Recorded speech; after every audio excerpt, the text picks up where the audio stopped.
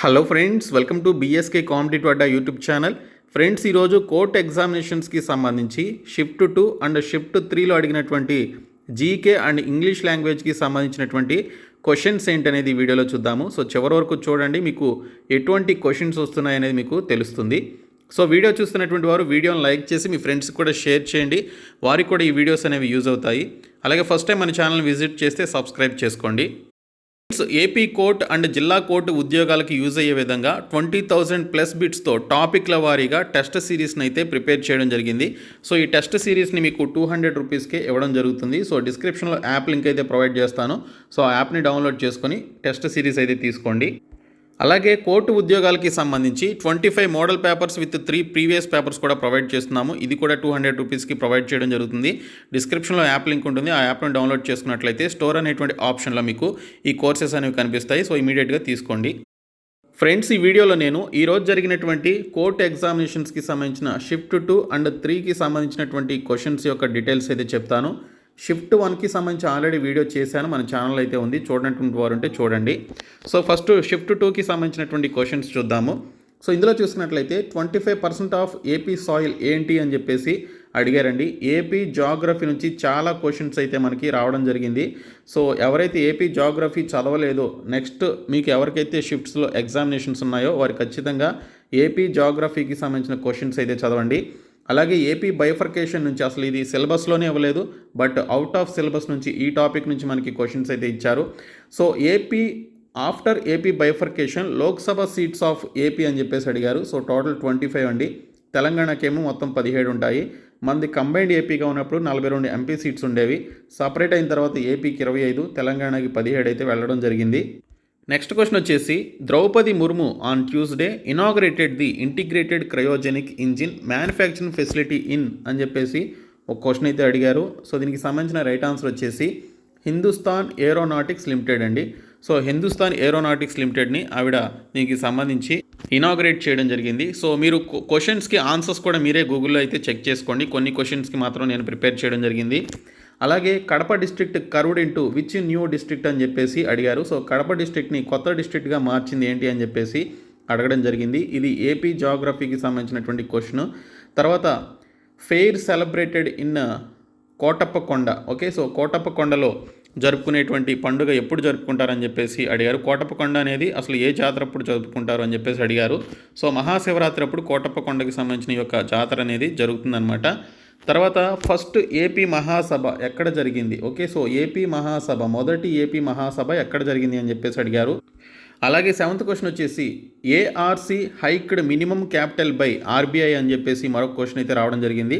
ఇంకా 2011 లెక్కల ప్రకారం దేశంలో క్రిస్టియన్ జనాభా శాతం ఎంత అని చెప్పేసి అడిగారండి.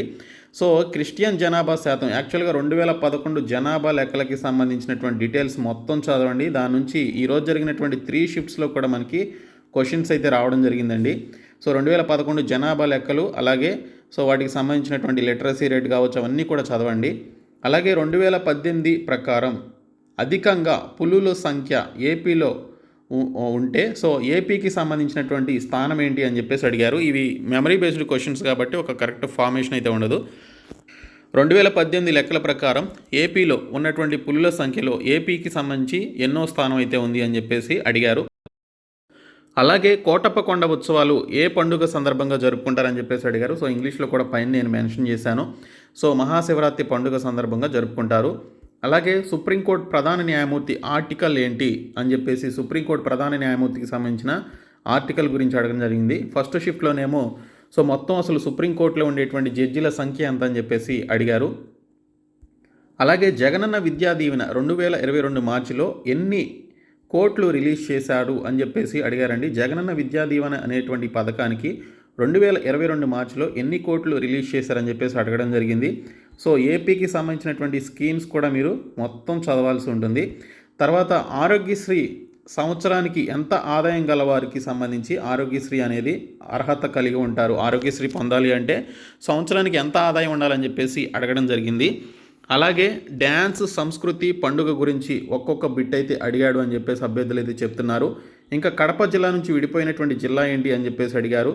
అలాగే స్త్రీల అక్షరాస్యత తక్కువగా గల 3వ రాష్ట్రం ఏంటి? చూసారా క్వశ్చన్ ఏ విధంగా అడిగాడో. ఇది కొంచెం టఫ్ క్వశ్చన్ అని చెప్పేసి అనుకోవచ్చు. మనం అక్షరాస్యతలో ఫస్ట్ టాప్ 3 కంట్రీస్ ఏంటని చెప్పేసి అనుకుంటాం. అలాగే లీస్ట్లో ఉన్నటువంటి టాప్ 3 స్టేట్స్ ఏంటని చెప్పేసి అనుకుంటాం. టాప్లో ఉన్నటువంటి టాప్ 3 స్టేట్స్, అలాగే లీస్ట్లో ఉన్నటువంటి టాప్ 3 స్టేట్స్ అని చెప్పేసి అడుగుతాం, చదువుకుంటాం. కానీ ఇక్కడ చూసుకున్నట్లయితే స్త్రీల అక్షరాస్యత శాతంలో 3వ స్థానంలో ఉన్నటువంటి రాష్ట్రం ఏంటి అని చెప్పేసి అడిగారు. అలాగే పెనుకొండ ఉర్సు ఉత్సవాలు ఏ జిల్లాలో జరుగుతాయని చెప్పేసి అడిగారండి. అలాగే జై ఆంధ్ర ఉద్యమం కారణంగా రాష్ట్రపతి పాలన విధించినటువంటి సంవత్సరం ఏంటి అని చెప్పేసి క్వశ్చన్ అయితే రావడం జరిగింది. అలాగే రాష్ట్రంలో లోక్సభ సీట్స్ ఏంటని చెప్పేసి అడిగారు. 25 స్టార్టింగ్లోనే చెప్పాను. ఇంకా Godavari distance in AP and TS అని చెప్పేసి అడగడం జరిగింది. కృష్ణా గోదావరికి సంబంధించినటువంటి ఆ డిస్టెన్స్ పర్టికులర్ గోదావరి రివర్కి సంబంధించి వచ్చినటువంటి క్వశ్చన్. అలాగే కోటప్ప కొండకి సంబంధించింది, అలాగే కడప నుంచి వేర్పడింది, అలాగే బ్యాంకు స్థాపించడానికి ఎంత మూలధనం సమకూరి ఉండాలి అని చెప్పేసి అడిగారు. అలాగే కుమ్మి అనేది ఏ రాష్ట్ర నృత్యం అని చెప్పేసి అడిగారు. కుమ్మి అనేది ఏ రాష్ట్ర నృత్యం అని చెప్పేసి అడగడం జరిగింది.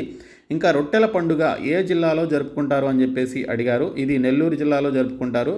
ఓకే, రొట్టెల పండుగని. తర్వాత అక్షరాస్యతలో తక్కువ అక్షరాస్యత గల 3వ రాష్ట్రం ఏంటి అని చెప్పేసి అడిగారు. ఇంకా స్పోర్ట్స్ మీద చూసుకున్నట్లయితే ఒక క్వశ్చన్ అయితే వచ్చింది. సో ప్లేయర్ నేమ్ ఇచ్చి అతను ఏ గేమ్కి సంబంధించినటువంటి వాడు అని చెప్పేసి అడిగారు. అలాగే national Congress first meeting place ఎక్కడ జరిగింది అని చెప్పేసి అడిగారు. ముంబై అనమాట. తర్వాత ఏపీ రిలేటెడ్ కరెంట్ అఫైర్స్ దీనికి సంబంధించి ఎక్కువగా ఫోకస్ చేసినట్లుగా అభ్యర్థులు అయితే చెప్తున్నారు. ఇంకా ఒడిస్సీ గురించి ఒక డెప్త్ క్వశ్చన్ ఒకటైతే రావడం జరిగింది. పాలిటీ మీద ఒక 3 క్వశ్చన్స్ అయితే వచ్చాయి. అన్నీ కూడా స్టేట్మెంట్ టైప్ ఇచ్చారని చెప్పేసి అంటున్నారండి. Statements type, okay, statement and assertion అని చెప్పేసి అలా ఉంటాయి కదా మనకి, ఆ విధంగా ఇచ్చారు. జిఎస్ టచ్ చేయలేదు, ఒక్క క్వశ్చన్ కూడా రాలేదు అని చెప్పేసి ఇవ్వడం జరిగింది. అలాగే మనకి ఇక్కడ చూసుకున్నట్లయితే ఇంగ్లీష్లో ఎర్రర్ స్పాటింగ్ అసలు రాలేదు అని అంటున్నారండి. స్పాటింగ్ ఎర్రర్స్కి సంబంధించి అసలు క్వశ్చన్సే రాలేదని చెప్పేసి కొంతమంది చెప్తున్నారు. ఇంకా ఫిల్ ఇన్ ద బ్లాంక్స్కి సంబంధించి ఒక 8 క్వశ్చన్స్ అయితే వచ్చాయి. సో నేను ఆ వీడియోస్ చేసినప్పుడు కూడా చెప్పాను, 9 క్వశ్చన్స్ వరకు రావడానికి ఛాన్స్ ఉంది ఫిల్ ఇన్ ద బ్లాంక్స్ నుంచి. సో దీని మీద ఎక్కువగా ఫోకస్ చేయండి అని చెప్పేసి కూడా అన్నాను. ఇంగ్లీష్ అయితే ఈజీగానే ఉందంటున్నారు, కానీ జీకేనే గట్టిగా అందరికీ టఫ్గానే వచ్చింది అని చెప్పేసి అంటున్నారు. ఇంకా యాంటానిమ్స్ అండ్ సినానిమ్స్ కలిపి 4 క్వశ్చన్స్ అయితే రావడం జరిగింది. పాసేజ్ ఈజీగానే ఉంది అని చెప్పేసి అంటున్నారు అభ్యర్థులు. ఇంకా order of sentences, okay, so sentence rearrangement ఉంది కదా, జంబిల్డ్ సెంటెన్సెస్, సో అవి 5 క్వశ్చన్స్ అయితే రావడం జరిగింది. అలాగే క్లోజ్ టెస్ట్ ఒకటి ఇచ్చారు. ఇక్కడ చూసుకున్నట్లయితే యాంటానిమ్స్ థర్డ్ షిఫ్ట్లో అడిగినటువంటి యాంటానిమ్స్ చూసుకున్నట్లయితే కన్ఫైన్డ్, రీకన్సైల్ అని చెప్పేసి అడిగారు. ఇంకా సినానిమ్స్కి సంబంధించి వీషియస్, ఫెలిసిటీ, సో ఈ 2 కూడా నేను వీడియోస్ చేసినప్పుడు చెప్పానండి. వీటికి సంబంధించిన సినానిమ్స్ ఫాలో అయినటువంటి వారికి తెలిసే ఉంటుంది. ఇంకా ఈడియమ్స్కి సంబంధించి డై ఇన్ నియర్నెస్ లేదా హార్నెస్ అని చెప్పేసి ఇచ్చారు. సో ఇది మెమరీ బేస్డ్ క్వశ్చన్స్ అండి, ప్లీజ్ అడ్జస్ట్ చేసుకోండి. అలాగే బ్రింగ్ టు బుక్ అని చెప్పేసి అడిగారు. క్యారీ ద డే అని చెప్పేసి ఈ విధంగా ఈడియమ్స్కి సంబంధించి అడగడం జరిగింది.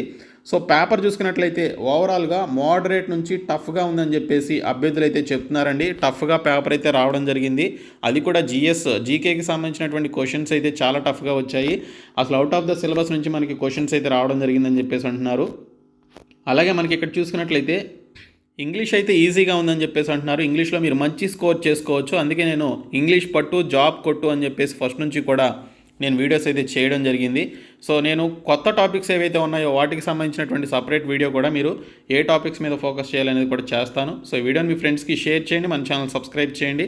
Thank you so much.